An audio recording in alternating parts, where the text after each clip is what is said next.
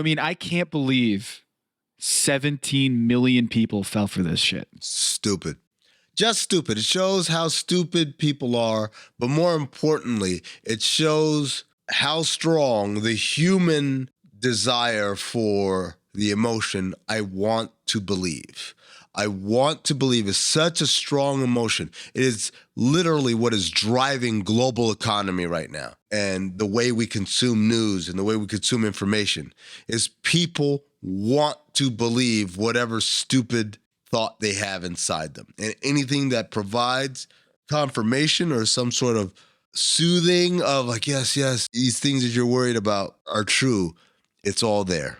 On May 18th at 10:37 a.m. in the morning, Eastern time, Lake Shoyo, who's got a ton of followers on Twitter, tweeted out, NBA script got leaked with a crying emoji. Can you please, for the listening audience who might not have been one of those 17 million people, can you describe what the photo is that this person attached? So what it's supposed to be is a piece of letterhead NBA communications memorandum, pretty much. Yes. That's been crumpled up and thrown in the trash, and it's been retrieved and uncrumpled.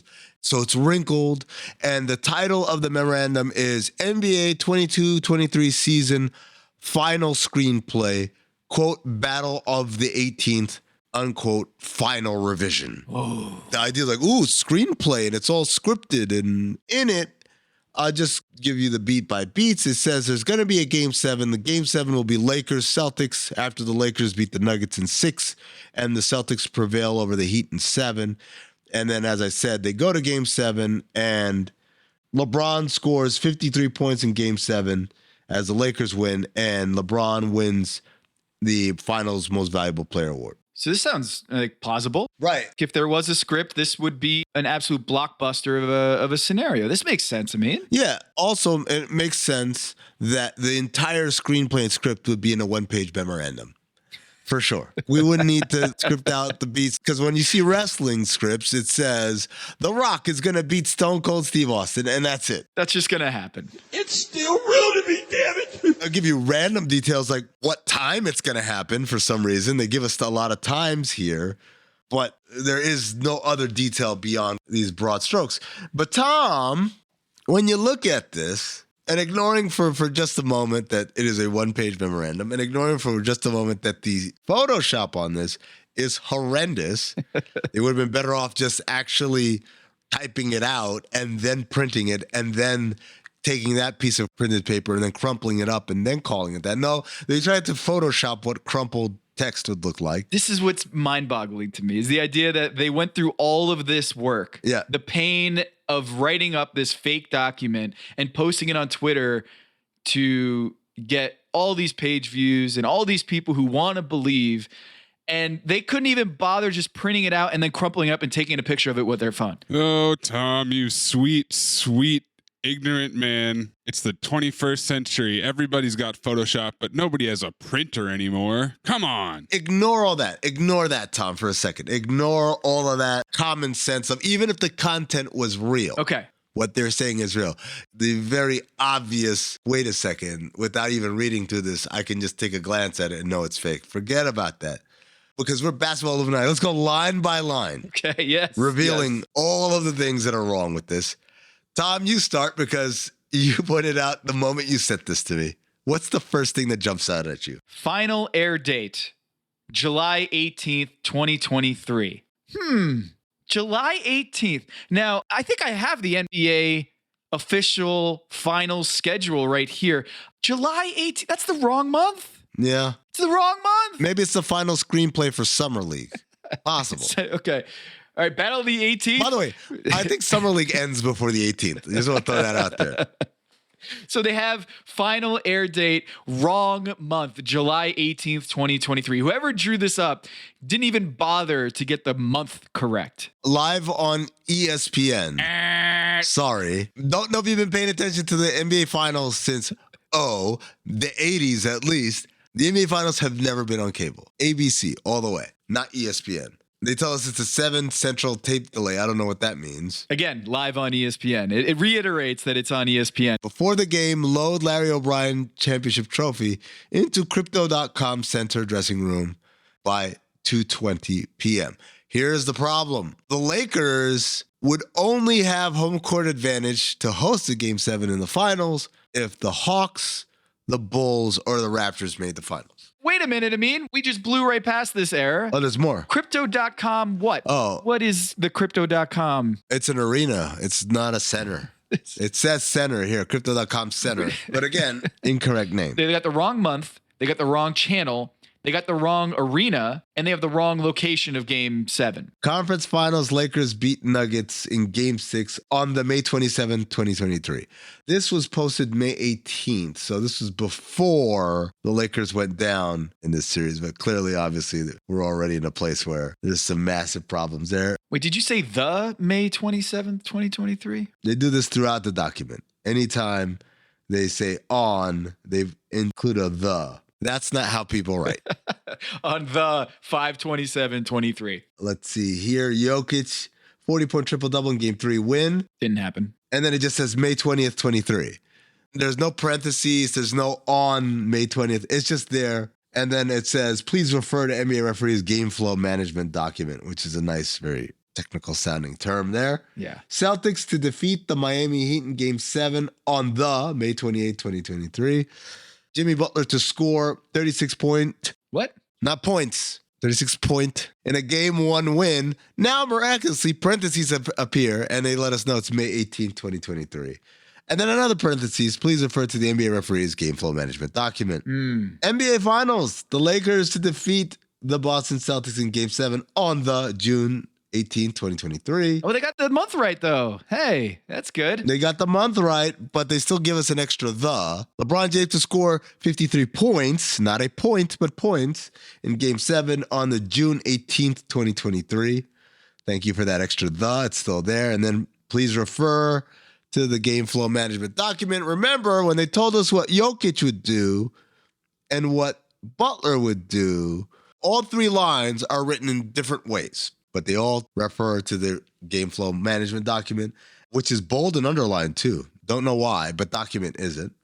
LeBron James to win the Bill Russell NBA Finals Most Valuable Player Award. And then they have the disclaimer that's at the bottom of every NBA document, which is strictly confidential, et cetera, et cetera. These people fell for this. They wanted to fall for it.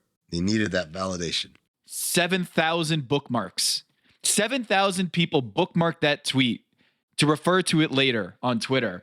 Here are some of the comments. Illuminati confirmed.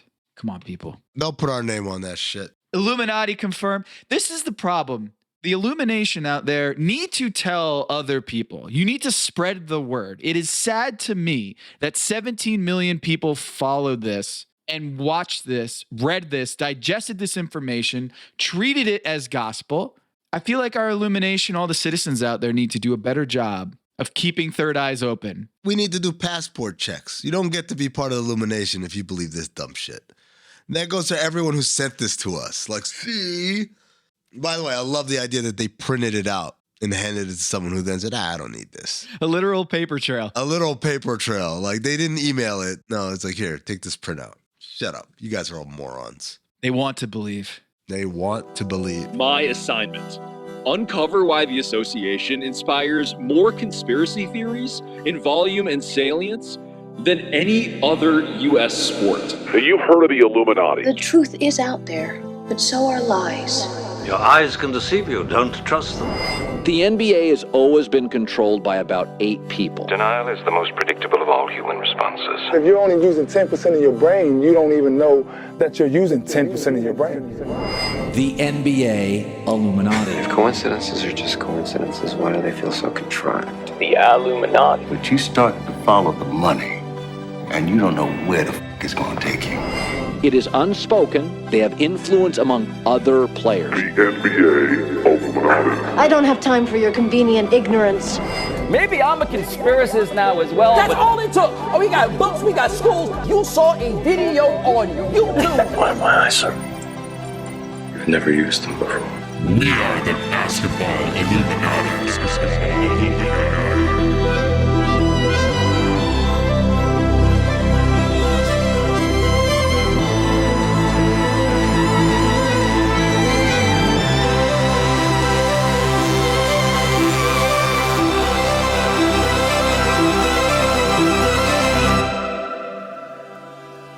This is Basketball Illuminati. I am Tom Haberstroh, and as always, I am joined by the five-star generals Amin El Hassan and producer Anthony Mays, the co-presidents of the Illumination.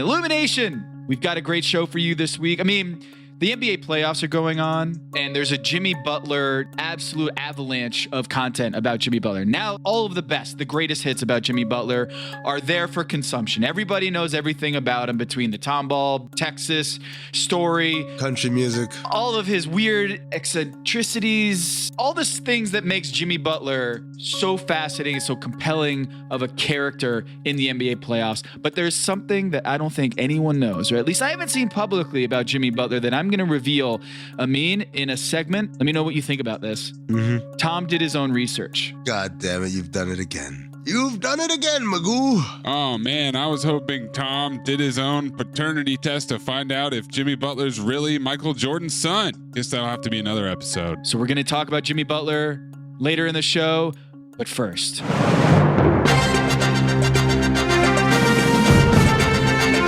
You are listening to The Agenda with Tom Haberstroh and Amin El Hassan. We saved it for this week. We were going to do all of this last week, but we needed to let it marinate. We needed the dots to connect. And once the dots connected, we didn't realize how deep this went. All of these dots out there, you look up in the sky and you might not see the constellations. But this program right here, Basketball Illuminati, we are going to connect those dots.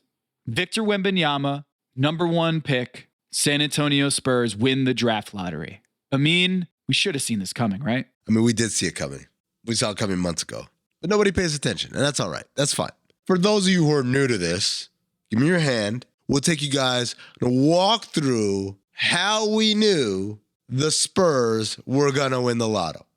And it doesn't start in Chicago in that room where the ping pong balls are. No. It starts a long time before that. How long, Amin? Well, let's see here. As I look at my rollie, it's about that time. I believe it starts all the way back in 1996. That's right. There's a guy. His name is Greg Popovich. He is the general manager of the San Antonio Spurs. The Spurs have been a dominant franchise for most of the decade behind surefire Hall of Famer David Robinson. Wait. Before you go further, David Robinson, where was he in the draft? Where did he get drafted? He got drafted number 1 overall by San Antonio. Oh, okay. Gotcha. San Antonio got the number 1 draft pick and just happened to be the year that David Robinson was eligible for the draft. Yeah, sure. Why not? So they win 56 games, 55 games, 47 games, 49 games, 55 games, 62 games, and David Robinson is the MVP. 59 games, never making it to the finals. The conference finals is the best they have in that stretch. But this is a dominant team, coached very competently by Bob Hill for those last 2 years. David Robinson is dominant. This team is awesome. Great offensive rating, suffocating defensive rating. They are one of the best teams in the league. David Robinson starts the 96-97 season injured. So what happens to this dominant team? They struggle out the gate. They lose some games. Okay, that's understandable, but we know this is a great team. We know that this is not indicative of who they are, and we know that Bob Hill is a great coach. Greg Popovich, the general manager, he did a little college shit, but never coached on the pro level, decides to fire Bob Hill and instate himself in his place. Now, why would Greg Popovich want to have more control over the situation? I mean, GMs have a lot of control. Well, there's a couple of things, right? Number one is if you are the GM and you know there is a hot prospect on the market in the draft that requires you to be bad for lottery's sake, would you want your team trying to win games? Yeah, I would. Yeah. Especially when you have David Robinson on your roster. You want to maximize that window when you have a star like that. Of course. No, you don't want to win games. You want to lose. No. So what happens is David Robinson, starts off with some back problems, goes back and forth off the IL, and then breaks his foot right on Christmas Eve and is not activated again until the end of the season. And what the team ends up doing is focusing everything towards being bad, being awful, and they bleed red, and they play 600-year-old Dominique Wilkins, and they give Jamie Fike a chance to play a lot of games, rotation games. That's right, the man who coined the term Fike you. And Carl Herrera has never gotten this many looks in his life. And Vernon Maxwell, who's been cast off from Houston, is out here gunning. And predictably, they're terrible. And so Bob Hill gets fired on paper because bad record. You started 3-15, you're out of here. Greg Popovich takes over and goes 17-47 the rest of the way. Now, the birds whisper that Bob Hill was not fired for being bad, Tom. Bob Hill was fired for not wanting to go along with the plan. Well, what was in Winston-Salem at this time? A place that you know very well, Tom. There was a demon deacon named Timothy Duncan. Now, this guy could have gone any year, and he would have been a number one pick, basically. He was that good of a prospect. Yes. But he stayed in for all 4 years at Wake Forest, which meant that the Spurs could time this and make sure that they could tank or retool maybe, and make sure that they had a greater chance at landing a generational prospect in Tim Duncan. How generational, you might ask? How generational was it known? You know the famous Patino game quote? Larry Bird's not walking through that door, fans. Kevin McHale's not walking through that door, and Robert Parrish is not walking through that door. And if you expect them to walk through the door, they're going to be gray and old. That came because the Boston press was stressing him. When he came and he got the job in 96, he claimed to have this 3-year plan or whatever, and the plan was not going according to plan because step one of the plan in Boston was be bad, draft Tim Duncan, and then watch the rest of your life change. Rick Pitino did exactly what Greg Popovich did. They were awful in 96, 97. The difference is Rick Pitino did not win the lottery. Greg Popovich did. And as a result, Greg Popovich got Tim Duncan, and Greg Popovich ends up having this illustrious career. And Rick Pitino flames out of the NBA, never to be heard from again on an NBA level. So all of this, ladies and gentlemen, is a playbook that Greg Popovich mastered. A guy who came downstairs, fired his coach, and acted as a caretaker, and all of a sudden becomes the greatest coach of all time. What if I told you his career started on a lie? And here we are, 26 years later. Greg Popovich is supposed to retire. Yeah. It's done. The swan song. Hand it off to Becky. Hand it off to Bud, to Will Hardy, to any one of these guys. Brett Brown, James Borrego, Ime Udoka. All of these names are supposed to take over. It's finally time for him to pass the reins.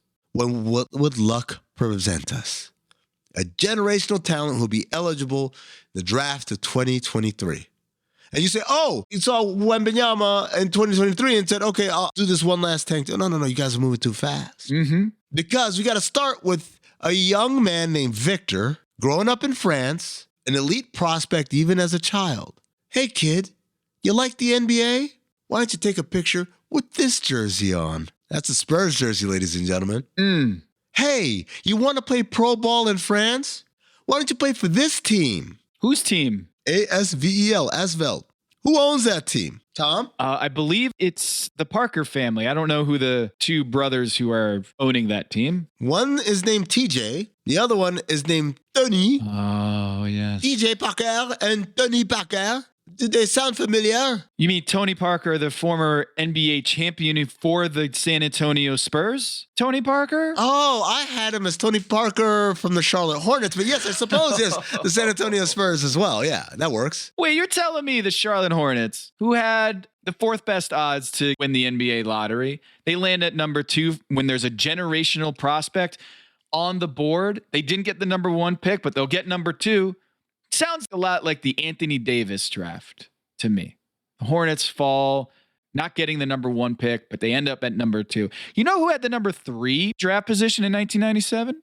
It's the San Antonio Spurs. And they moved up from number 3, maybe get Chauncey Billups or Antonio Daniels or Tony Battie, Ron Mercer maybe. Keith Van Horn. Danny Fortson. Tim Thomas. Instead of getting number 3, they move up to number 1. Now, what was the Spurs? Remind me the Spurs draft position this year. If I'm not mistaken, Tom, it was similarly 3rd. That's right. They were 3rd. But how did they get to the 3rd position? How did they get the 3rd slot? They were tied with the old Houston Rockets as 3rd worst. They weren't outright 3rd worst. But here's the thing, Tom. Unlike the NBA playoffs where the tiebreaker is your head-to-head, what's the tiebreaker in the lottery? It's a literal coin flip. You remember that year? Huh? The draft? The Suns and the Bucks? Both tied for the first-round pick? Down to a coin flip. Phoenix calls heads. Yeah, it was tails. The goddamn Bucks got Lou Alcindor. A flip of the coin. The NBA flips a coin to see which team is going to be 3 versus 4. And the Spurs, wouldn't you know, win that coin flip. They get the 3rd slot. And you might be sitting here and saying, wait a minute, who cares who gets 3rd or 4th? If they all get the same odds at getting the number 1 pick, why does it matter, Amin, whether you're 3 versus 4? Tell me why, Tom. Because the combinations of the ping pong balls are aligned with the slot. Your corresponding combinations, it's not written Houston Rockets, it's not written San Antonio Spurs, it's the number 3 team. And the Spurs landed the number 3 slot on draft lottery night. And miraculously, the combinations on lottery night corresponded with the number 3 team. Tom, I'm sure in that back room, it was a big hubbub, but eventually we got the 4 pick, the 3 pick, the 2 pick, then the 1 pick. And they all went to individual teams, and San Antonio obviously ended up with number 1, right? That's what happened? Every one of those teams got their own little combination hit? Oh, a little funny business happened there. I don't know if that's funny business. What's that? So how this works is there's a bunch of media and a bunch of executives in a room. So there's ping pong balls in a ping pong ball machine, right? And the numbers pop up. Sucks it up. One of the executives for the NBA looks at it and announces the number. Once those 4 numbers are announced, they go to basically a big grid with number combinations and the team. This combination, which was 14, 5, 8, and 2. Once that's announced, Spurs, they got to go to the number 2 team. And the number 2 team, they announced corresponding with the Charlotte Hornets. And then after that, it was the Portland Trailblazers. But what happened with number 4? Can you guess which team had the number 4 pick at the first draw? It was the San Antonio Spurs. Then the NBA reran it because that's not allowed. They already got their pick at number 1. They already got their pick, yep. So they reran it. The Hornets popped up. The Hornets, who had already won the number 2 pick, they had to rerun it one more time. Surely they'll get a new team, an eligible team. The 4 numbers that came through, San Antonio again. Think about that. The San Antonio Spurs ended up getting the number 1 and then the number 4 and then the number 4 again. It's interesting how many times San Antonio comes up. Purely random. Now, Tom, surely it was just a random set of numbers that came up. It was 14, 5, 8, and 2. Now, if I were to correspond each one of those numbers with a letter in the alphabet, okay, what I would get are the letters N, E, H, and B. Wait a minute. The last 3 digits there, 582, EHB, that doesn't spell anything. EHB doesn't spell anything. Because remember, it's not like each combination, if it comes in a different order, that's a different combination. It's the same combination. If you rearrange the order of that, you get HEB. HEB is San Antonio's biggest sponsor. It's the supermarket chain in San Antonio. Oh, those commercials. They have the funniest commercials, dude. It smells great, fellas. What's cooking? HEB specialty burgers. You have the brisket burger, the blue cheese burger. Don't forget the salmon burger. Sounds great. Can I have some? Sure. So we should, I don't know, share? No, we would need to... cook more? Come on, man. You know what we want. Toss another burger on the Barbie? Yes! I love his accent, man. H-E-B Prime One Burgers. Made fresh, in-store daily. Why would you toss a burger at a Barbie? The best commercials, H-E-B. It's the grocery store. And I believe Austin Toros, the G League team, the affiliate of the San Antonio Spurs, H-E-B Center. There you go. Huh. It goes deeper than that. We mentioned Tim Duncan, right? Yeah. The big prize for that 96-97 tank job. Tom, who were the other two pieces of the big three for San Antonio that gave them a lot of their success there in the 2000s? Well, there's Tony Parker, and then there's Manu Ginobili. What number did Tony Parker wear? Tony Parker, he was number 9. Mm-hmm. What number did Manu Ginobili wear? 20. What's 20 plus 9? 29. Mm-hmm. What's 14 plus 5? 19. Plus 8? 27. Plus 2? Wait a minute. Wait a minute. Stop it, man. 29. I'm here to give y'all the truth and nothing but the truth. If y'all ain't ready for it, just say I ain't ready. Wow. 29. 29. They're telling you. They're giving away all the signs. They're giving away all the secrets. I mean, you're explaining things that when we were recording this pod, like I had some notes here, and this is totally spontaneous. I did not see this come. You're trying to tell me that Tony Parker's jersey number plus Ginobili's jersey number adds up to the same sum total of the combination of ping pong balls that landed Victor Wembenyama. That's what I'm trying to tell you. It's the facts. I'm trying to pick up the pieces of my brain off the floor and putting it back together. And one of the things that struck me is how sloppy sometimes the Spurs are in trying to cover up the trail here. If you've been to the Spurs arena, AT&T Center. An arena named the AT&T Center where nobody, not even AT&T subscribers, gets a cell signal in there. So even if you took a picture of the locker room, you might not be able to send it to anybody. The Wi-Fi is just so bad. Convenient. Very convenient, just like how they sent out hand fans on the night that the AC went out. Mm-hmm. The customers who are sitting in their seats, there's a literal hand fan that doubles as a noisemaker sitting in their seats when whoopsie daisies, the AC goes out. Whoopsies. And in that Spurs locker room, there is a framed quote on the wall, a quote from Jacob Riis, who is a famous philosopher, writer. The quote reads this: "When nothing seems to help, I go back and look at the stone cutter hammering away at his rock, perhaps 100 times without as much as a crack showing in it.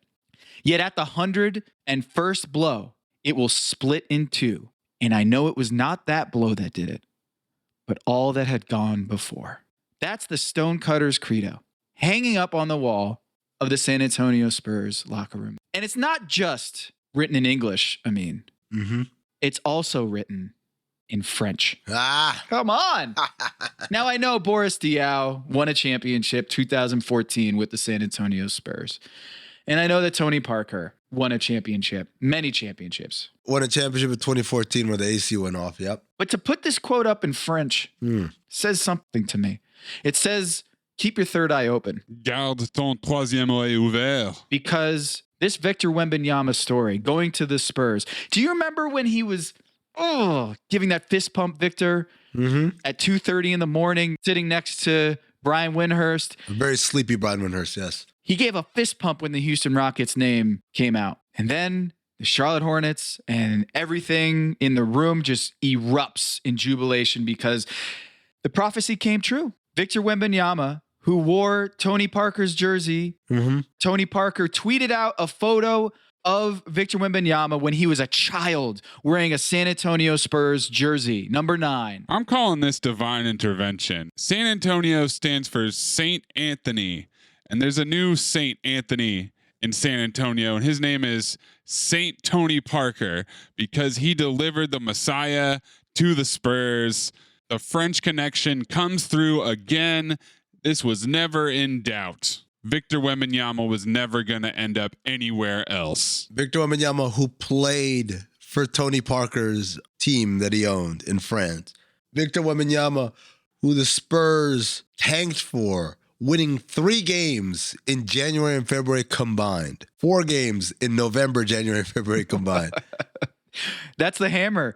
They're hammering it hundreds of times with L's. Yep. Every time they hammer it, a little L crack in the rock starts to form, but you can't see it. Victor Wembenyama, who the Spurs needed a combination of HEB, a combination of Tony and Manu. Finally, the verdict comes in at the stroke of 8:30 p.m. Eastern Time on May 16th. Jubilation as his dreams and the Spurs' dreams are realized. Is May 16th a date, by the way? I didn't even look that one up. Is May 16th anything special? Let's see here. May 16th. I'm going to Basketball Reference here right now because they have a catalog of all the players, when they were born, where they were born. So I can actually pull up on May 16th. Oh, we've got John Sally born May 16th. That's pretty cool. Interesting, but irrelevant. Quincy Doobie. Rutgers. Unfortunately, there's nothing here, no dots here that I can see connecting this to the Spurs. Wait a second. Hold on. This thing happened at 8:30 at night. Yeah, it was 8:30 Eastern Time. Because the game was going to start right after. But you said Wembenyama was 2:30 in the morning. In Paris, yeah. Oh, because he was in France. So where he was at, it was actually May 17th. You're right. I'm going to click here, May 17th. Who was born on May 17th in the NBA? What do we got? Waxy Gordon or some weird name like that. They always got weird names. Pickles Kennedy, 1938. Pickles Kennedy. Danny Manning, Channing Frye. Pablo Prigioni, hey. Yeah, I'm not really seeing... Oh, look at this.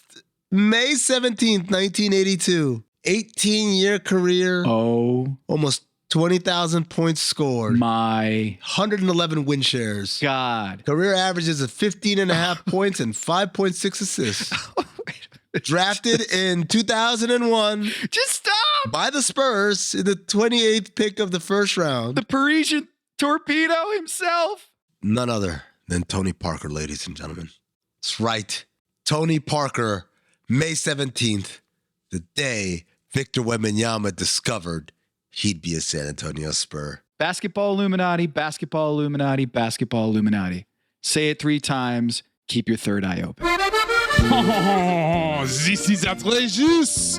I listen to this Illuminati de basket talk about mon petit frère Victor, ce French connection, la connexion française, and there is no mention of moi, Rudy Gobert. When I am in the draft in 2013, no one is talking about moi going to the Saint-Antoine. Even though I am picked one spot before the Spurs choose mon compatriot Livio Jean-Charles. Where is the conspiracy then? Je suis the best defensive player 3 fois, 3 times. Tim et Tony et Manu et Boris et Pop, they don't want me? Va te faire foutre. I go into the darkness for 64 hours. One of the most powerful experience I've had in this lifetime, only to give him the MVP trophy du Ligue nationale de basket et vous ne dites rien? You say nothing to this? Where is the conspiracy pour la réunion avec moi et mon petit frère Victor? Pourquoi? Why? Les Timberwolves do not get the number 1 pick. Oh, they are telling me they traded all the picks for moi? Zut, I really thought we would get him. Tant pis, il ne casse pas 3 pattes à un canard. Hello, listener. It's Producer Maze here to talk to you about Quince and their cookware. Cooler nights mean cozy meals at home, and Quince's cookware has made fall cooking so much more enjoyable. Their pieces deliver the quality and performance of luxury brands, but at a price that makes sense. And they look gorgeous on the stovetop, too. No matter what item you need to complete your kitchen, Quince has you covered with 5-ply stainless steel pots and pans, nonstick skillets, chef-quality knives, and even ceramic bakeware, which is perfect for cozy casseroles or Sunday roasts. And when you look at these prices, you might think, how is Quince doing this? How do they deliver high-quality items similar to high-end brands that are half the price? Well, let me tell you, they partner directly with ethical top-tier factories to cut out the middlemen and pass the savings on to you. And it's not just cookware. I got myself some bath sheets. That's right. When you're a tall man, you have to use bath sheets, not bath towels from Quince. It's like drying off with the cloud. It's incredible. Upgrade your kitchen for cozy fall meals with premium cookware from Quince. Go to quince.com/dings for free shipping on your order and 365-day returns. That's QUINCE.com/dings, DINGS, to get free shipping and 365-day returns. Quince.com/dings. Hello, listener. It's producer Maze here to talk to you about Kindred. Now, close your eyes like Owen Wilson during a job interview and imagine a way to travel that feels personal, comfortable, and connected without the price tags and the sterile feelings of hotels or short-term rentals. Now open your eyes and stop using your imagination because Kindred has made it very real. That's exactly what they do. Kindred is a members-only home swapping network. It's not a hotel. It's not a short-term rental. It's a smarter way to travel where each stay feels like home. Here's how it works. With Kindred, your home is your ticket. You earn credits by hosting fellow Kindred members, and then you use those credits to stay in over 220,000 homes in more than 100 cities worldwide. There are no hotel costs or rental fees, just the credits that you've earned. Every stay comes with white glove service, 24/7 trip support, and $100,000 in host protection. Make it easier for you to travel and enjoy yourself and not worry about details. I've used Kindred and I found an amazing home for a weekend getaway in an idyllic location with amazing views and great ambiance. It had everything I needed. And the best part was, it cost me $0. So apply now at livekindred.com and use code DINGS to join for free. Plus, you'll earn 5 nights of travel credit just for signing up. That's right, that's 5 whole nights for free at livekindred, KINDRED.com, code DINGS, DINGS, livekindred.com, code DINGS. What does that look like? You doing your own research? Are you doing studies yourself? Are you in the lab on a nightly basis? What are you doing? Do your own research. Do your own research. Do your own research. Do your own research. Doing your own research. I'm not a scientist. I'm not here to tell everyone that this is it. For me, it's just giving everyone a chance to do their own research and find their own knowledge.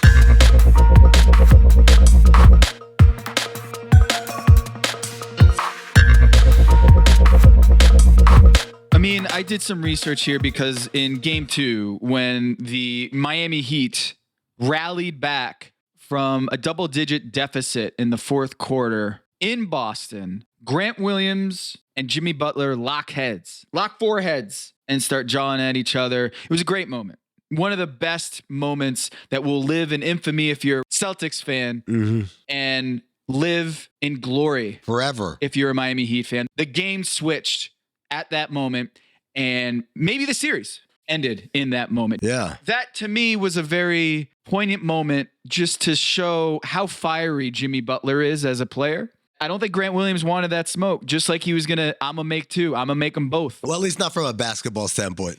He didn't want the smoke. Jimmy Butler is one of the most fiery, competitive dudes. We've detailed on this show before the Minnesota Timberwolves practice. Talk about a shit talker. It's a short list of people who talk the talk and walk the walk. Jimmy Butler. Something interesting, though, happened after that I don't think enough people are paying attention to. Nobody's paying attention to this. No one knows this. I didn't know until you told me. Jimmy Butler, in the aftermath of that exchange with Grant Williams, got a technical foul, double technical. That was the first technical called on Jimmy Butler this entire season. That's unbelievable. For someone who, A, plays as physical a style of basketball, right? A lot of banging offensively, a lot of drawing fouls, right?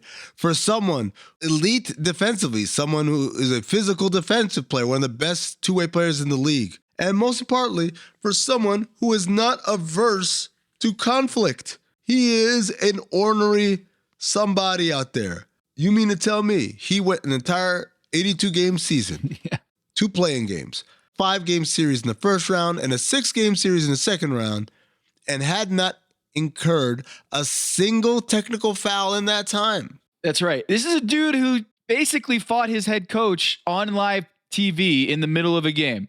This dude who invites confrontation, invites the conflict, runs toward it, not running away from it, runs toward it, except when it comes to officials. sitting here, I'm like, how many times has Jimmy Butler gotten a technical this postseason? 0. How many times has he gotten a technical in the regular season? And the same number is 0. This is a dude, who drew 443 fouls in the regular season plus postseason. Over 400 fouls. This is one of the best foul drawers in the NBA. A guy who invites the confrontation, the conflict, and the contact. Mm-hmm. And yet, he's never argued with a referee this season to the point where they tee him up. I could not believe this. It's got to be an accident, right? Like, he's ornery, and they just, for whatever reason or another, he's accidentally not gotten a technical until game 2. So I reached out to someone close to Jimmy Butler because I was like, I can't believe this is true. There's got to be a story behind it. And it is true. Jimmy Butler made a point this season to get off the officials. Made a point this season to treat them with respect and just let it go and not argue with officials. Because I was thinking to myself, you know how Dwayne Wade or Luka or what have you, superstar X, after they fall, after they get hit or there's a contact at the rim, they'll just jaw with the officials and yell while the rest of the game is going on. Mm-hmm. Lagging behind the defense, and you're continually late in transition defense. Yeah, they're too busy needling the refs on their way back. And I can't recall Jimmy doing this at all. And now that I'm thinking about it, I'm like, yeah, when he gets contact, he just gets right back up and runs back on defense. Now, statistically, that is something that's incredibly difficult to do, right? Like, to be that physical, be that ornery, play that many minutes, be that type of focal point for your team, and avoid incurring the wrath of the refs. Dare I say it, Tom? It's damn near impossible. It is a remarkable display of willpower. That is incredible self-discipline. To be in all of that and never once get upset or frustrated with a ref in a vocal, visible manner. Right, because look, Draymond had 21 techs this year, like all in all. Luka Doncic had 15. Had a couple that were taken off over the past couple of years, rescinded. By the way, Draymond doesn't play offensively nearly as big a role as Jimmy does, and Luka doesn't play defensively nearly as big a role as Jimmy does. For a guy who's got the notoriety right now is the best player on the planet right now. You can argue Jokic, right? But the idea is this dude, in order to be a superstar in the NBA, you're going to get called for techs just by virtue of how much contact and disagreement you have, having the ball in your hands or fouls that you disagree with. You're going to get techs. Kevin Durant has 12 this season. Devin Booker, 10. Jason Tatum, 9. Who's the next closest superstar? Let's go with someone who's all-star or all-NBA in the last couple of years. So the closest comp I would say to this is Anthony Davis. Anthony Davis has 1 technical foul back in November, I think it was. The one who had 0 technical fouls this season, along with Jimmy Butler heading into game 2, Lauri Markkanen. Do you think people would say Lauri Markkanen and Jimmy Butler have the same sort of fiery disposition? No. Jimmy Butler's like one of the biggest badasses in the league and talks the most shit of anybody in the league. Seeking the conflict. Other names, by the way, that are comparable, I guess Jalen Brunson had 3. James Harden had 3. Kyrie Irving had 3. Chris Paul had 4. Jokic, he had 5. 0. Now that's... Joel Embiid. Embiid had 7. So if you look at the MVP candidates, the best players in the league, you're going to have at least a handful of technicals. But Jimmy Butler is the most disciplined superstar in the league. You watch him down the stretch, and he looks totally composed. He's smirking, when Grant Williams is trying to talk shit to him, Jimmy Butler is smirking like, this guy, really? This guy? But when it comes to officiating, he's a guy who keeps his emotions in check and doesn't take it out on the officials. And I'm wondering, do you think this helps him? The benefit of the doubt with officials. When he has contact, when he's playing defense, when he's trying to defend the other team. Do you think that Jimmy Butler, because of how nicely he treats and respectful he is of the officials, do you think that gives him a little bit of leeway, a little bit of benefit of the doubt when there's a 50-50 call, a questionable call? I imagine, he doesn't make their life a living hell. And so there has to be at least an innate part where you're going to be a little bit more lenient to someone who treats you with dignity. I'm not here saying, like, oh man, like stop complaining, players, whatever. I get it. You get frustrated. Some missed calls. Some of it is politicking. Like you do this now because you know you'll get a makeup call somewhere else. I get it. I get all the gamesmanship. But you also can't tell me there isn't a part of this that if you do this the right way, you can maybe accrue some sort of good favor or goodwill that will aid and assist you down the line. And again, for Jimmy Butler to be this badass who also somehow doesn't talk to the refs, it's cognitive dissonance at its finest. Yes. Fucking Jimmy Butler Day for all you bitches out there. I'm trying to find someone who has more steals than fouls called this postseason. Trying to find someone who has made more possession-changing plays, causing more turnovers on the defensive end than actual fouls. And I'm looking at this list right now. Did you know, that the only player right now that has more steals than fouls is none other than Jimmy Butler, who also entering game 2 had 0 technical fouls to his name this season. So is he the most gentlemanly, the most respectful superstar in the league? How would you phrase this? The Jimmy Butler is the most badass dude in the league, but he's also what? This is, I would say, Tom, this is an interesting thing. People are surprised at how the Heat have overachieved this postseason. How a team that was seemingly a few minutes away from being eliminated in a play-in loss could have this remarkably deep playoff run, one of the greatest playoff runs by an 8 seed ever. And in it, they've been down double digits and they've found a way to come back, just keep chipping away. And I tell you, Tom, I think it's because of Jimmy Butler's willpower. He's willing this team to compete. He's willing this team to overachieve. He is willing to see not to give up on these games. And someone with that kind of willpower, it stands to reason, could conceivably say, hey, when I put my mind to it, I can not ever complain to a referee. I can control that behavior, much as I'm controlling almost the outcomes of these games. That's a remarkable feat. That's something I could say I've never seen before. Like you said, most of the guys who are low on that list of technical fouls, they're calmer people. Anthony Davis is a cool dude, man. Mm-hmm. He doesn't wig out a whole lot. He's not fiery like that. All the fiery guys you think of, the great quote-unquote competitors we think of, they're all getting texts, and we kind of accept it as part of the business, right? It's a cost of doing business. But here he is, and as remarkable as what he's done on the court from a basketball playing standpoint, this might be his most remarkable feat. To be that intense and yet avoid until game 2 any sort of repercussion for it. And it was a double technical. It wasn't even a thing where he was yelling at the officials. What a run it was, huh? The most disciplined NBA player in the league. The most disciplined star. Jimmy Butler rips your heart out. With laser focus. Unless you're wearing those stripes.